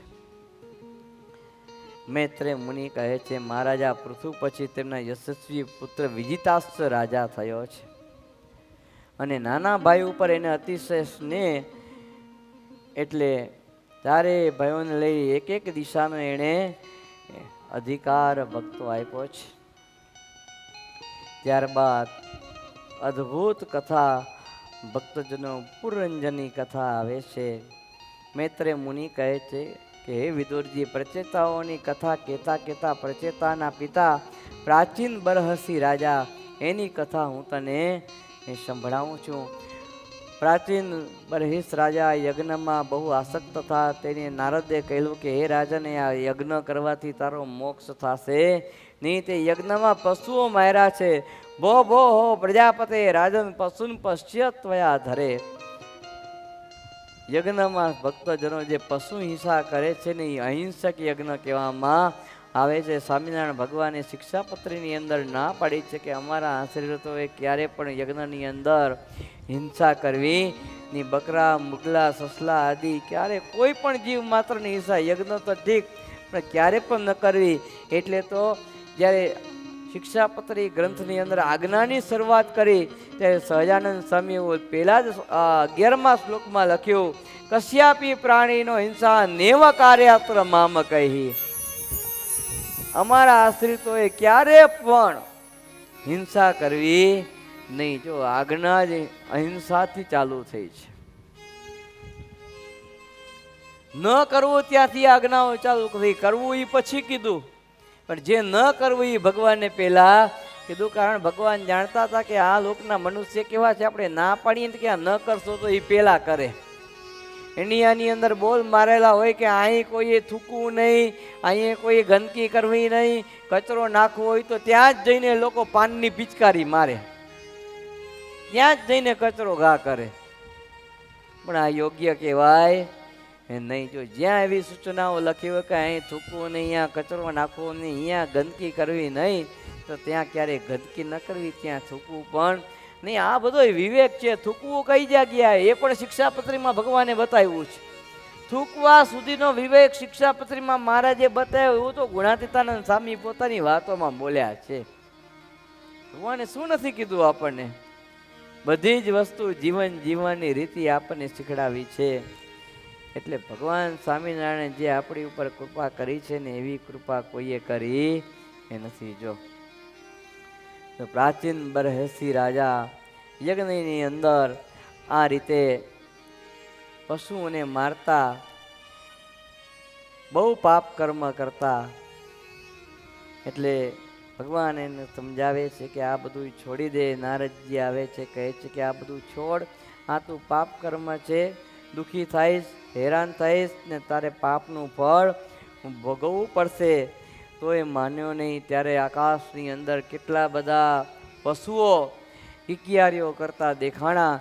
ત્યારે કે આ બધા કોણ છે? કે તે યજ્ઞની અંદર હોવેલા ને એ બધાય છે.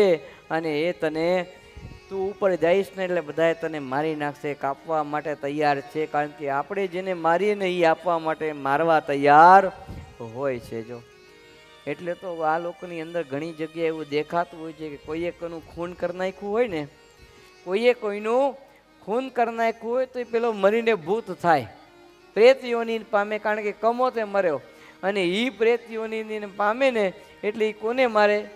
કે પોતાનું જેણે ખૂન કર્યું હોય ને એને બદલો લેવા માટે એને દુઃખી કરે ને પછી એને મારે. જો એટલે ક્યારે ભક્તો કોઈની હિંસા છે ને ક્યારે પણ કરવી નહીં. મૈત્રેયજી કહે છે કે હે વિદુરજી, પ્રચેતાઓને 10,000 વર્ષ નારાયણ સરોવરના તપ કરવા માટે મોકલા. ત્યારે ભગવાને દર્શન આપ્યા ને એમ કહ્યું કે વર માગો. ત્યારે કહે છે કે અમે વર માગીએ, તમે આપશો? તો ત્યારે કે અમે આપશું. અને પછી વર માગ્યું છે. ત્યારે ભગવાન કહે છે હે પ્રચેતાઓ, સંધ્યા સમયે લોકો સ્મરણ કરશે, તેને પોતાના આત્મા પર જેવી પ્રીતિ છે, ભાઈઓ તથા પ્રાણી માત્ર પર તે બધાને પ્રીતિ થશે. તમે પિતાની આજ્ઞા પાડી છે, તેથી બ્રહ્મા સમાન ગુણવાળા પુત્ર થશે. તમે પ્રલોભના નામની અપસરાઓ કંકુર ઋષિએ પરણશે. જો આ પ્રમાણે પ્રચેતાઓને પણ ભગવાનની ભક્તિની અંદર પ્રીતિ થઈ છે. મૈત્રેય ઋષિ કહે છે કે હે વિદુરજી, આ પ્રમાણે મેં તને પ્રિયવંત રાજાનો વંશ સંભળાયો છે, જે નારદ પાસેથી આત્મવિદ્યા મેળવી પૃથ્વીનું રાજ્ય કરી પુત્રોને સોંપી ઈશ્વરના પદને પામ્યા. આ કથા સાંભળીને પ્રભુ પર ભાવ વધ્યો છે. નેત્રમાં આંસુ આવ્યા અને મૈત્રેયના ચરણ મસ્તકે ધર્યા, હરિના ચરણ હૃદયમાં ધારીને વિદુરજી બોલ્યા કે હે મૈત્રેય મુનિ, તમે આજ મને સંસારનો પાર લાવ્યો છે. સુખદેવજી કહે છે હે પરીક્ષિત, વિદુરજી આમ કહી પ્રણામ કરી સંબંધીજનોને મળવા માટે હસ્તિનાપુર ગયા છે. ત્યાં મૈત્રેય ઋષિ અને વિદુરજીનો સંવાદ ભક્તો પૂર્ણ થાય છે. જો સુખદેવજી કહે છે પરીક્ષિત, આત્મસમર્પણ કરનારા રાજાઓનું ચરિત્ર સાંભળે છે, તેને આયુષ્ય, ધન, યશ, કલ્યાણ, સદગતિ તથા ઈશ્વર પદ પ્રાપ્ત થાય છે. આ પ્રમાણે ભક્તો ચતુર્સ્કંદની કથા અહીંયા સમાપ્ત થાય છે. ઇતિ શ્રીમદ ભાગવતે મહાપુરાણે વૈયાસિક્યામ અષ્ટાદશ સહસ્ત્રયામ પારમહંસ્યામ સંહિતાયામ ચતુર્સ્કંદે પ્રચેતા સોપાયાખ્યાન નામ 21 અધ્યાય સંપૂર્ણ થયો. હવે પંચમ સ્કંદની અંદર આપણે પ્રારંભ કરીએ એની કથા. એ પહેલા 2 મિનિટ ભગવાનના નામ મંત્રની ધૂન કરીએ. સ્વામી નારાયણ, સ્વામી નારાયણ, સ્વામી નારાયણ, સ્વામી નારાયણ, સ્વામી નારાયણ નામ રે હારે ભજો સ્વામી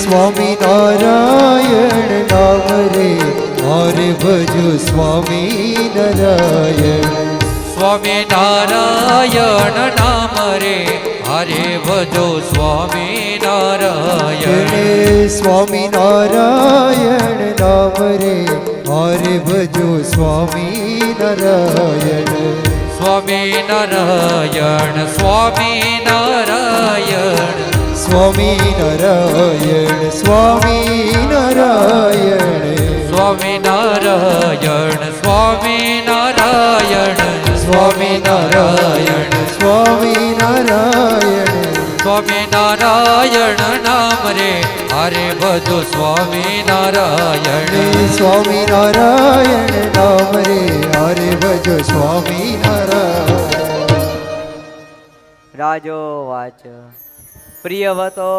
ભાગવત આત્મા રામ કથમ મુને ગૃહે રમતયન મૂલા કર્મ બંધ પરાભવ. પરીક્ષિત મહારાજા કહે છે, સુખદેવજી મહારાજ પ્રિયવત તો મોટા ભગવત ભક્ત અને આત્મારામ હતા. ગ્રહસ્થાશ્રમમાં તેમને રુચિ કેમ થઈ? જેમાં ફસાઈ જવાને કારણે મનુષ્યને પોતાના સ્વરૂપની વિસ્મૃતિ થાય છે. એ તો કર્મ બંધનમાં બંધાઈ જાય છે. ભક્તજનો, આ પંચમ સ્કંદ એ ભાગવતજીની સ્થાન લીલા છે. કઈ લીલા છે? ભાગવતજીમાં સ્થાન લીલા છે. જીવને ઉત્પન્ન કર્યા પછી યોગ્ય સ્થાન આપે. ત્રણ વસ્તુ: ભક્તિ દ્વારા, યોગ્ય દ્વારા અને જ્ઞાન દ્વારા. પ્રભુની પ્રાપ્તિ થાય કારણ માણસની વૃત્તિ ત્રણ પ્રકારની છે. બહિર્મુખ કર્મ માર્ગ યોગ માર્ગ કહેવાય, અંતર્મુખ એ જ્ઞાન માર્ગ કહેવાય, ને બંને મિશ્રે ભક્તિ માર્ગ કહેવામાં આવે છે. જો તો આ પ્રમાણે ભાગવતજીને પંચમ સ્કંદની અંદર સ્થાન લીલા કહી છે. પરીક્ષિત મહારાજા કહે છે કે હે સુખદેવજી, સુખદેવજી કહે છે, રાજન તમે સત્ય કહો છો. જેમનું ચિત્ત આ રીતે પરમાત્માના સ્વરૂપમાં ખોવાનું છે તે શ્રીજીના પરમ મધુર ચરણોમાં તરબોળ થયું છે. ભક્તો, પ્રિયવત રાજાનું ચિત્ત ભગવાનના સ્વરૂપની અંદર આસક્ત હતું. ભલે રાજ્યની અંદર રહેતા પણ ભગવાનની ભક્તિથી વિમુખ હતા નહીં. જો અને જગતની અંદર ભગવાનની જે ભક્તિ કરે છે, ગમે એટલો વિરોધ આવે, ઉપાધિ આવે, તકલીફ આવે ને, તો એ ભગવાન એની રક્ષા કરે છે. હો, મોટા મોટા ભક્તો થયા, એણે પણ ભગવાનની ભક્તિ કરીને ગમે એટલા વિઘ્ન આવ્યા તો ભગવાનની ભક્તિ છોડી નહીં. મીરાબાઈ નામના ભગવાનના અદ્ભુત ભક્ત છે. મીરાબાઈ તો બહુ પ્રસિદ્ધ છે, અદ્ભુત ભગવાનના ભક્ત થયા. કેટલા કેટલા એના, તમે શું કહો, પતિનો ભાઈ શું થાય? હે, જે થતો હોય હાલો. આ તો શું, આપણે આ ધંધો માંડ્યો ન હોય એટલે બહુ ખબર હોય નહીં આની. તમને બધાને ખબર હોય. બહુ હેરાન કરી મીરાબાઈને, દુખી કરવા માટેનો પ્રયત્ન કર્યો, મારવાનો પ્રયત્ન કર્યો. પણ મીરાબાઈએ ભગવાનની ભક્તિ છોડી નથી. જો એકવાર તો ઝેર મોકલ્યો અને મીરાબાઈને એમ કીધું કે આ તો અમૃત છે, આ તમે પી જાઓ. દ્વારિકાધીશે તમારા માટે અમૃત મોકલ્યું છે. અને ત્યારે મીરાબાઈ ભગવાનની પ્રસાદીનું ઝેર અમૃત સમજીને પી ગયા. ભગવાને ઝેરના અમૃત કર્યા. એટલે તો મીરાબાઈએ પોતાના પદમાં લખ્યું, ઝેર તો પીધા છે જાણી જાણી મેવાડા રાણા. ઝેર તો પીધા છે, ઝેર તો પીધા છે જાણી જાણી મેવાડા રાણા. ઝેર તો પીધા છે જાણી જાણી, ઝેર તો પીધા છે જાણી જાણી મેવાડા રાણા. ઝેર તો પીધા છે જાણી જાણી મેવાડા રાણા. ઝેર તો પીધા છે જાણી જાણી. ઓ કોયલ ને કાગરાણા એક જ વર્ણના. ઓ કોયલ ને કાગરાણા એક જ વરણને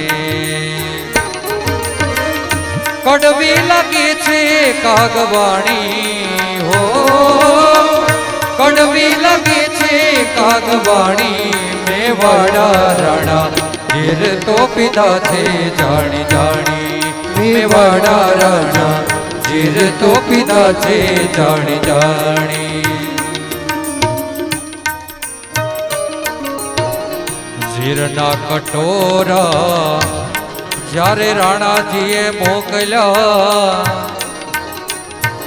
ઝેરના કટોરા જ્યારે રાણાજીએ મોકલ્યા એ તેના બનાવ્યા છે દૂધ પાણી તેના બનાવ્યા છે દૂધ પાણી મેવાડા રાણા ઝેર તો પીધા છે જાણી જાણી મેવાડા રાણા ઝેર તો પીધા છે જાણી જાણી મીરાબાઈ કહે છે ઝેર તો જાણી જોઈને પીધા છે અમને તો ખબર હતી આ ઝેર પણ અમારા ગિરધર ગોપાલે ઝેરનું અમૃત કર્યું અને અમને પાયું છે જો કોયલ ને કાગ રાણા એક જ વર્ણા કડવી લાગે છે કાગવાણી કાગડો બોલતો હોય કોયલ અને કાગડાનો બેનો કલર એક સરખો હોય પણ કાગડો બોલે ત્યારે કોઈને ગમે કોયલનો ટંકો થતો હોય તો એ બધાયને ગમે જો એટલે કહે છે કોયલ ને કાગ એક જ વર્ણા કડવી લાગે છે કાગવાણી ઝેરના કટોરા જ્યારે રાણાજી મોકલે તેના બનાવ્યા દૂધ પાણી આમ ભગવાન પોતાના ભક્તોની સદા કાળ રક્ષા કરતા હોય છે સુખદેવજી કહે છે રાજન પ્રિયવત રાજાને નારદે જ્ઞાન આપ્યું છે જેથી પિતાએ રાજ્ય સોંપ્યું લાયક જાણી એ પ્રિયવત રાજા રાજ્યને લાયક છે પણ એણે કર્યું નહીં પ્રિયવત રાજાએ વિચાર કર્યો કે મારું આત્મ સ્વરૂપ છે પત્ની પુત્ર વગેરેમાં હું આ અસતની અંદર ઢંકાઈ ગયો છું અને રાજ્યની ચિંતામાં હું ભગવાનને ભૂલી જઈશ તેથી તેણે આ ભગવાનની આ એના પિતાની આજ્ઞા માની ની કેટલો ભક્તો ઉત્તમ વિચાર કહેવાય કે એણે રાજ્ય લીધું નહીં કેટલો ઉત્તમ વિચાર કહેવાય અત્યારે તો ગાદી માટે કેટલા બધા ડખા થાય ગાદી માટે એટલા માટે ડખા થાય કોઈ ગાદી ઉપર બેઠો હોય તો એને ટાંટિયા ખીચીને બીજો બેસી જાય તરત તું શેનો બેસ બહુ બેઠો હવે છાનો માનો ઉતર હું બેહું અને પેલો બેઠો હોય ને એ ન છોડે પાછો હું મને કાયમ બેસી રહું એવું થાય ગાદીનો એટલો બધો પ્રભાવ છે સમજ્યા માણસનું મન ખરાબ કરી નાખે રાવણને જ્યારે ભગવાને માર્યો ને વિભીષણે ભગવાન રામચંદ્રજીને એમ કીધું કે પ્રભુ મારે અહીંયા આવો ને મારી ગાદી ઉપર બિરાજમાન થવા ગાદી ઉપર પછી હું બેસીશ ત્યાં લાગી બેસીશ નહીં ભગવાન લક્ષ્મણજીને કહે જા ભાઈ આ વિભીષણનું તું રાજ તિલક કરી આવ ને જઈને એટલે લક્ષ્મણજી આવીને વિભીષણનું લાજ તિલક કર્યું લક્ષ્મણજી આ વિભીષણ કે ભાઈ આ બધું બરોબર પણ તમે પહેલા બેસો પછી હું બેસું લક્ષ્મણજીને કે હાલો ને એકવાર બેવામાં આપણું જાય હું આપણે ક્યાં અહીંયા કાયમ બેહવું છે બેસી ગયા રાવણની ગાદી ઉપર ને જેવા બેઠા એવું મગજ ફરી ગયું પછી કે પકડો રામને કોણ છે નાખો પકડીને જેલમાં એને ક્યાં ગયા સેવકો લક્ષ્મણજી એવું બોલ્યા અને પછી ઉભા થયા પછી લે હું શું બોલ્યો પણ એ લક્ષ્મણજી નતા બોલ્યા એ ગાદીનો પ્રતાપ હતો એટલે ગમે તેવા સ્થાનની અંદર જવું નહીં ગમે અહીંયા બેસવું નહીં એ તો બુદ્ધિ ફરી જશે અને પછી ન કરવાનું બધું કરી બેસશું આપણે એટલે આ બધો વિવેક ભગવત કથા વાર્તા દ્વારા પ્રાપ્ત થાય છે ભક્તજનો અદ્ભુત શ્રીમદ ભાગવતની કથા છે નવો નવો વિવેક આપણને શીખડાવે છે જીવન જીવતા શીખડાવે છે શું કરવું ન કરવું કેમ રહેવું ન રહેવું એ આ ભગવાનની કથા દ્વારા આપણને શીખવા મળે છે પ્રિયવત રાજા ના પાડે છે કે મારે રાજ્ય કરવું નથી શું કરવા કે રાજ્ય તો બંધનકારી પત્ની બંધનકારી દીકરા બંધનકારી ધન બંધનકારી છે ને એકવાર આમાં ફસાણા પછી બારે નીકળાય એ નહીં જો કેટલો ઉત્તમ વિચાર કહેવાય કેટલો ઉત્તમ વિચાર અને આપણને કોઈ કે ભાઈ આમ બળતું મૂકી દો ને પ્રભુ ભજો તો સ્વામી રહેવા દો ને બધું લઈને બેઠા છીએ અમારે ઘર બાર છે નોકરી ધંધા છે બધું લઈને બેઠા છીએ મધુભાઈ સાચી વાત ને? હા, ખોટું ન લગાડતા તો વાત છે. પણ અહીંયા એકની આ તો લગભગ બધાના વિચારો એવા હોય છે કે અમે બધું લઈને બેઠા છીએ, પણ બધાય બધું લઈને બેઠા છો ને અમે તમારા માટે બધું લઈને બેઠા છીએ. એ તો અમને શું મતલબ છે? આટલો બધો સમય અમે બગાડીએ એના કરતા બેઠા બેઠે એક આસને ધ્યાન ભજન ન કરીએ, અમારું કામ ન કરીએ. આ બધું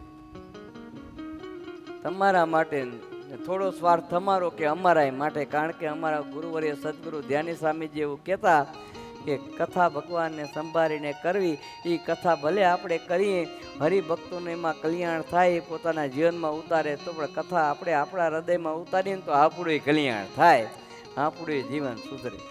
આવો બોધ ગુરુવર્ય અમને આપતા. એટલે અમારો એ થોડો સ્વાર્થ, એ કથા કરીએ તો અમારું જીવનમાં સુધારો આવે. જો એટલે હું તો 100% પ્રયત્ન કરીશ, પણ તમે થોડો બધા પ્રયત્ન કથા વાર્તા સાંભળીને કરજો. તો કથા માટે સાંભળીને ઋણાગુણ પ્રાપ્ત ન થાય તો કથા સાંભળીને નાખી દીધી કહેવાય. એટલે કથા સાંભળીને જીવનમાં ઉતરે એવો યત્ન કરવો. તો ભક્તજનો આજ આ પ્રિયવતની કથા સાથે આ કથાને અહીંયા વિરામ આપીએ. આવતીકાલ આ કથાને આપણે આગળ વધારશું. સહજાનંદ સ્વામી મહારાજની જય. કૃષ્ણ કનૈયા લાલ કી